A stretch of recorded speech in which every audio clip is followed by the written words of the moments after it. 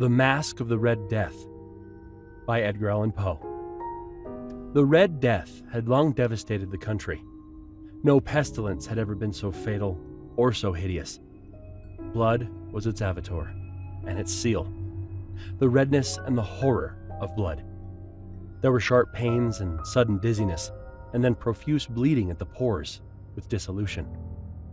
The scarlet stains upon the body, and especially upon the face of the victim, were the pest ban which shut him out from the aid and sympathy of his fellow men. And the whole seizure, progress, and termination of the disease were the incidents of half an hour. But the Prince Prospero was happy and dauntless and sagacious. When his dominions were half depopulated, he summoned to his presence 1,000 hale and light-hearted friends from among the knights and dames of his court, and with these retired to the deep seclusion of one of his castellated abbeys. This was an extensive and magnificent structure, the creation of the prince's own eccentric yet august taste. A strong and lofty wall girdled it in. The wall had gates of iron. The courtiers, having entered, brought furnaces and massy hammers and welded the bolts. They resolved to leave means neither of ingress or egress to the sudden impulses of despair or of frenzy from within. The abbey was amply provisioned. With such precautions, the courtiers might bid defiance to contagion. The external world could take care of itself. In the meantime, it was folly to grieve or to think. The prince had provided all the appliances of pleasure. There were buffoons. There were improvisatori. There were ballet dancers. There were musicians. There was beauty. There was wine. All these and security were within. Without was the Red Death.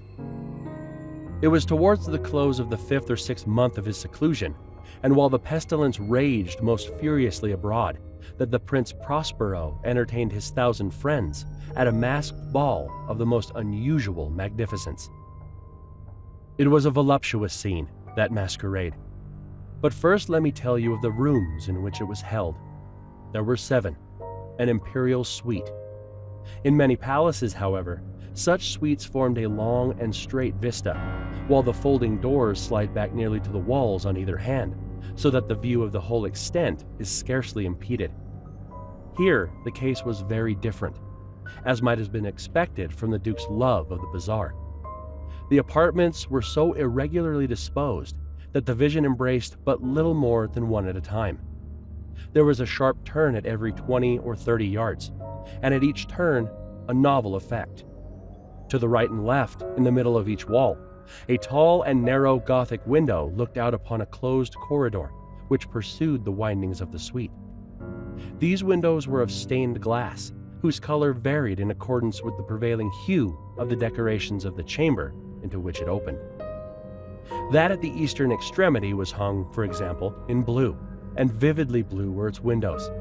The second chamber was purple in its ornaments and tapestries, and here the panes were purple. The third was green throughout, and so were the casements. The fourth was furnished and lighted with orange, the fifth with white, the sixth with violet. The 7th apartment was closely shrouded in black velvet tapestries that hung all over the ceiling and down the walls, falling in heavy folds upon a carpet of the same material and hue. But in this chamber only, the color of the windows failed to correspond with the decorations. The panes here were scarlet, a deep blood color. Now in no one of the 7 apartments was there any lamp or candelabrum. Amid the profusion of golden ornaments that lay scattered to and fro or depended from the roof, there was no light of any kind emanating from lamp or candle within the suite of the chambers. But in the corridors that followed the suite, there stood, opposite to each window, a heavy tripod bearing a brazier of fire that projected its rays through the tinted glass and so glaringly illumined the room. And thus were produced a multitude of gaudy and fantastic appearances. But in the western or black chamber, the effect of the firelight that streamed upon the dark hangings through the blood-tinted panes was ghastly in the extreme, and produced so wild a look upon the countenances of those who entered, that there were few of the company bold enough to set foot within its precincts at all. It was in this apartment also that there stood against the western wall a gigantic clock of ebony. Its pendulum swung to and fro with a dull, heavy, monotonous clang, and when the minute hand made the circuit of the face and the hour was to be stricken, there came from the brazen lungs of the clock a sound which was clear and loud and deep and exceedingly musical, but of so peculiar a note and emphasis that at each lapse of the hour, the musicians of the orchestra were constrained to pause momentarily in their performance, to hearken to the sound. And thus the waltzers perforce ceased their evolutions, and there was a brief disconcert of the whole gay company. And while the chimes of the clock yet rang, it was observed that the giddiest grew pale, and the more aged and sedate passed their hands over their brows, as if in confused reverie or meditation. But when the echoes had fully ceased, a light laughter at once pervaded the assembly. The musicians looked at each other and smiled, as if at their own nervousness and folly, and made whispering vows to each other that the next chiming of the clock should produce in them no similar emotion.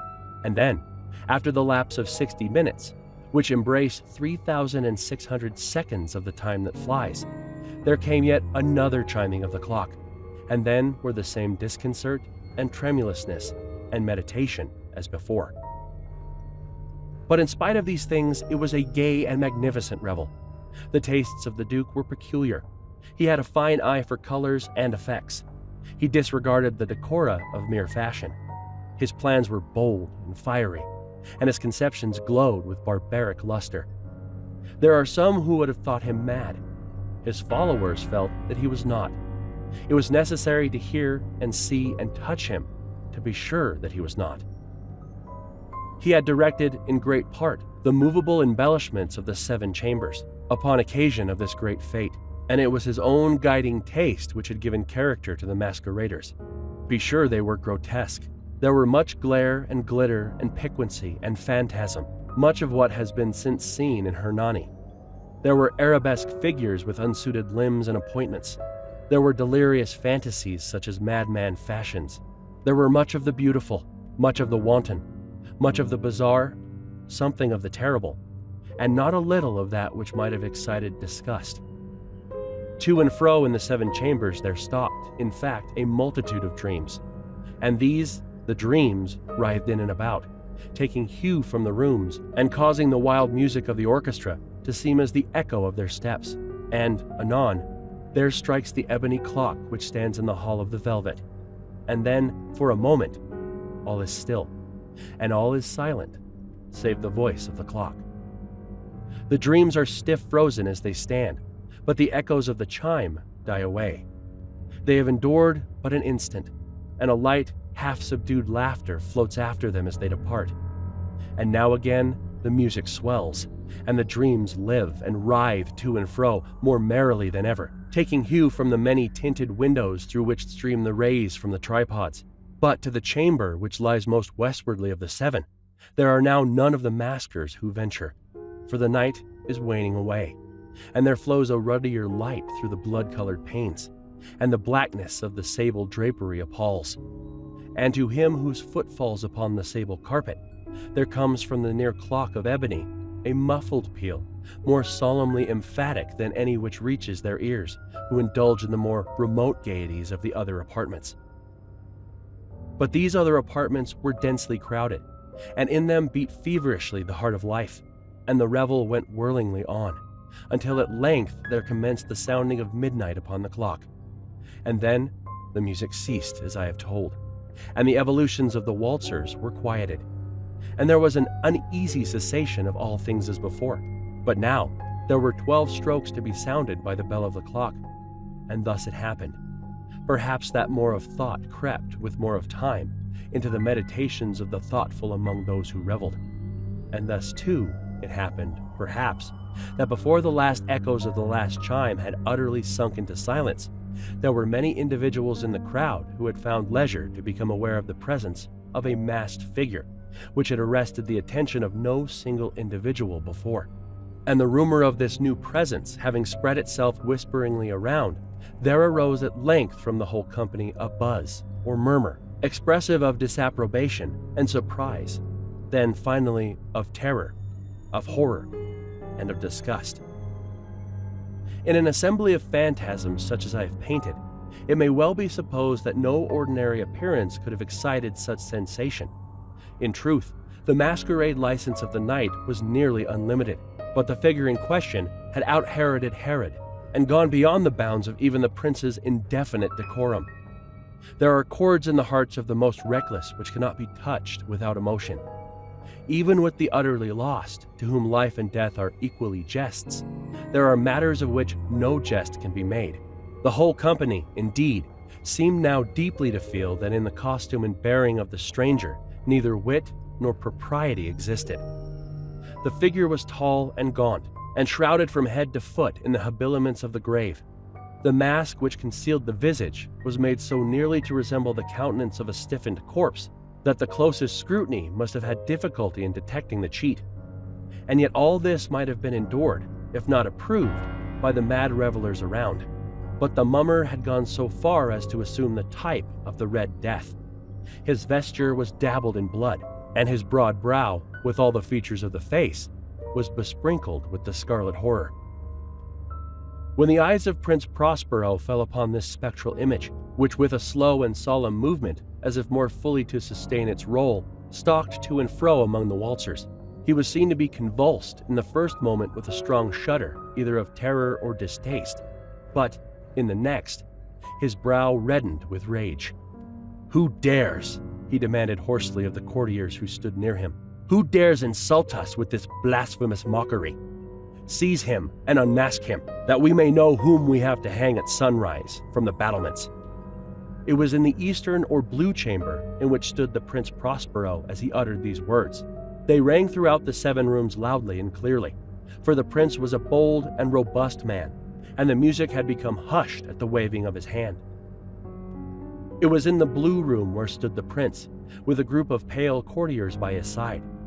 At first, as he spoke, there was a slight rushing movement of this group in the direction of the intruder, who, at the moment, was also near at hand, and now, with deliberate and stately step, made closer approach to the speaker.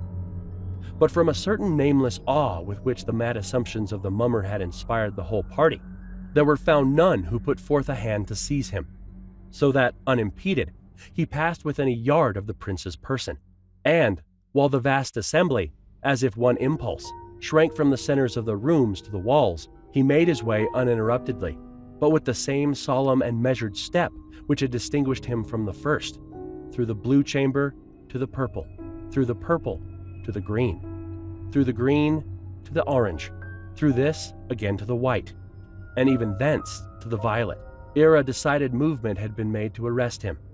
It was then, however, that the Prince Prospero, maddening with rage and the shame of his own momentary cowardice, rushed hurriedly through the 6 chambers, while none followed him on account of a deadly terror that had seized upon all. He bore aloft a drawn dagger and had approached, in rapid impetuosity, to within 3 or 4 feet of the retreating figure, when the latter, having attained the extremity of the velvet apartment, turned suddenly and confronted his pursuer. There was a sharp cry, and the dagger dropped gleaming upon the sable carpet, upon which, instantly afterwards, fell prostrate in death the Prince Prospero. Then, summoning the wild courage of despair, a throng of the revelers at once threw themselves into the black apartment, and, seizing the mummer, whose tall figure stood erect and motionless within the shadow of the ebony clock, gasped in unutterable horror at finding the grave cerements and corpse-like mask which they had handled with so violent a rudeness, untenanted by any tangible form. And now was acknowledged the presence of the Red Death. He had come like a thief in the night, and one by one dropped the revelers in the blood-bedewed halls of their revel, and died each in the despairing posture of his fall, and the life of the ebony clock went out with that of the last of the gay, and the flames of the tripods expired, and darkness and decay, and the Red Death held illimitable dominion over all. Hey everybody, I just wanted to say thank you for watching my video. I hope you enjoyed it. If you did enjoy it and you want to show some love, go ahead and subscribe and hit the notification bell so you're notified whenever I drop a new video. Also, if you have any requests for stories, drop them in the comments below. Much love everyone. Thanks again.